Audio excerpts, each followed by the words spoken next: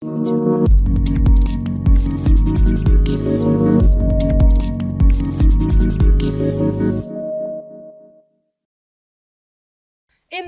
this. You're caught in a whirlwind of choices. An IPL match, a blockbuster movie premiere, or a massive concert at the town. Each of these promises with such emotional high, excitement, and a temporary state of escape. However, there's an alternative choice, a less glamorous and quite boring one, which is to study for an exam, catch up with a global issue, or to volunteer for a cause. These are what I call the dimensions of dilemma, the struggle to navigate a world where infinite distractions pull us away from what truly matters, not just on an individual level, but collectively as a society. This is Vaishnavi Kancharla, and today I will steer you through these different dimensions, which do not just have an impact on our personal lives, but also the world around us. Diving into the first dimension, which stands for the big E in the acronym of TED. Any guesses? Yes, entertainment. Allow me to add a dramatic flair to it. The lure of entertainment. Is it an escape or a trap? Entertainment is more than just a pastime. It's an engraved part of our daily lives. It provides us with a sense of escape from day-to-day pressures and with a sense of community with something as simple as cheering for our favorite sports team or to watch with a recent film with our friends. After all, what's wrong in watching a film or going to a concert? Let's dig a little deeper, shall we? Consider the phenomenon of binge-watching TV shows like Stranger Things or Game of Thrones.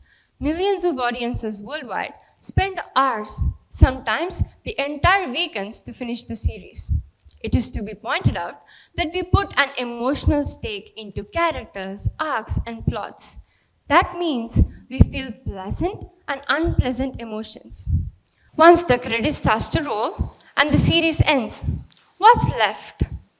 It's often an illusory pleasure with underlying sadness that takes us to the next distraction and the next cycle. This does not mean that entertainment is inherently bad. It's not. But however, when our daily lives are being consumed by these temporary joys, we need to question ourselves. Are we allowing the thrill of the moment to pull us away from serious pursuits of life? Are these fleeting moments of joy worth the long-term cost? And what if entertainment meant to bring joy becomes a tool for monetization and manipulation of our emotions? That's exactly where the next dimension takes us. The commercialization of human emotions, the price of distraction. A $1 mobile binding business brought into play with your mindset triggers your emotions and turns you into a paycheck. Major sporting events, films, and concerts are designed in a way to keep us returning for more and more. Consider sports betting. Once a very niche pursuit, has now morphed into a multi-billion-dollar global industry, with adverts gracing our screens alongside events like FIFA World Cup or IPL. These sports betting ads are very common these days, luring fans with the promise of easy money and instant adrenaline.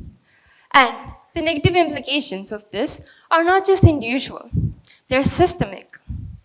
With one research conducted in 2019 by the UK Gambling Commission, it was estimated around 1.2 billion pounds to be lost due to unemployment, National Health Service treatment for mental health issues, and law enforcement. This so-called entertainment promotes risk-taking behavior, as people tend to put hasty and high-stake bets in order to regain their losses. This example highlights how our emotions are being commercially exploited.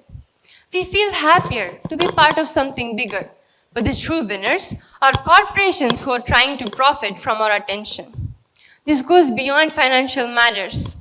It concerns how we allocate our time and effort are being molded by factors that are not immediately apparent to us. While corporations leverage our emotions, we often tend to forget the power of our small actions, a principle perfectly captured by the butterfly effect. It is a concept where small actions often lead to unforeseeable and major consequences. It also applies to the choices that we make on a daily basis. I experienced this once when I was walking home from school along with my mom in Canada. My mom and I would pass by a parking lot where an elderly couple used to work as parking attendants. And after the husband's death, the woman, who was formerly a part of happy couple, became very dumb and quiet. At the beginning of my elementary school, the teacher used to put a sticker on our hand in order to acknowledge our performance that day. Guess what? One day, I received a butterfly sticker, as I'm famous with my fascination for butterflies. I was the happiest kid on planet, and I literally showed it to everyone that I came across. As we were crossing the parking lot, I saw the woman gazing off into a distance. I didn't think twice. I hurried over to her, I showed her the sticker, and asked her if she liked it. She nodded with a smile. It had been a very long time since I saw her smile. It made me very happy. Then I continued to go to her every day after school. My friends, being themselves, they got really intrigued and asked me why I would do that. I told them, I go to her because she likes seeing stickers and I like to see her smile. You won't believe me. My friends started to join me and the performance at our school started to get better and better as everyone were hoping to receive stickers. The ripple effect didn't just stop there. We students started to acknowledge janitors, bus drivers, and other workers. That small booth, formerly quiet and empty, turned into a bustling area where kids and her connected. This showed me how my small action turned into something very big. The butterfly effect goes beyond major scientific breakthroughs. While I acknowledge its significance in that regard, imagine if Heidi Lamar had never looked beyond her acting career and never invented the groundbreaking frequency hopping technology, we would not have Wi-Fi today. A smile, a small wave of kindness can ripple outward and create a change that we are in need of. While this butterfly effect is in practice, we find ourselves in a paradox. A world more connected than ever, but one where a genuine human relationship is increasingly rare. This next dimension exactly shows us why. More than ever a click away from constant stream of notifications, entertainment, and social media, we are more disconnected than ever in an interconnected world, constantly toggling back and forth between different dimensions of experience, from the real world to the virtual world, from one story to another, from one series to the next one. This constant bombardment of stimuli often leads to a hollow of what's meaningful in the end. Hence present, but not engaged, connected, but not decidedly invested. It's so ironic how we scroll endlessly to feel connected, but end up feeling more lost than a toddler in a shopping mall. In this sense, the dilemma is to choose between avocation and more serious pursuits of life. Rather, it is a question of oneself to relate to reality, to matters that concern. Once more regarding my experience, when I started to feel disconnected, I opted for hostel life, as I wanted to learn about my strengths and weaknesses as an individual. I chose this school as it offered both IB curriculum and residency. The school recognized my potential and I got to grow in numerous ways as a person. I learned something from this. When you prioritize yourself, life will prioritize you. Additionally, the butterfly effect here can also have implications for oneself. For example, my thought of reconnecting with myself led me here today to talk about interconnectedness. This whole concept of distractions and dimensions, they exist at the heart of the dimensions of dilemma. Our misplaced priorities, shifting focus in a distracted world. The amount of time that we spend on social media, entertainment, and scrolling can be put into something effective, like learning a new skill, or mentoring a student, or volunteering for a cause. Imagine how much more capable and confident we could be.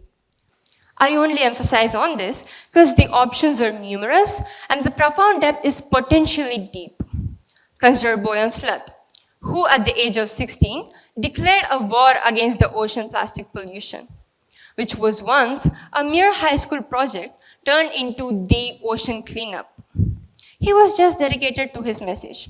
But his action shows us how a decision taken by any given population can have impact on a global issue.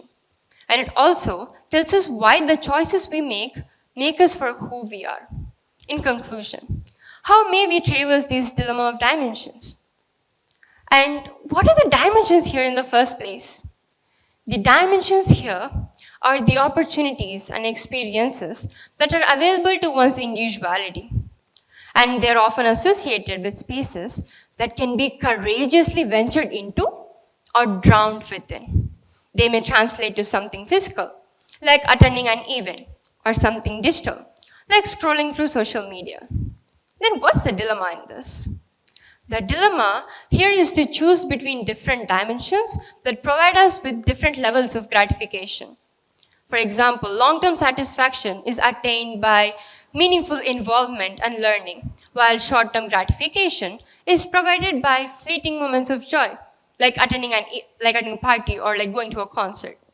And this dilemma is made more difficult by the multitude of choices that we are provided with on a daily basis, which may push us towards the dimensions which may not align with our overreaching values and goals.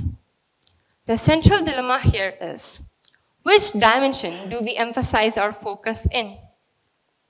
First of all, it's about finding a balance. Enjoy leisure, but with moderation. We must involve ourselves in things that make us learn more about ourselves and also the world around us. So now, consider your life like a giant buffet. Sure, the dessert section, that is Netflix and YouTube, is so tempting and like tasty. But you do know you need some greens in your life, which is involvement, learning, and growth. So, balance is key, people. Do not just skip the dessert section entirely. And knowledge over noise. We should promote edification programs and honor events that promote actual engagement.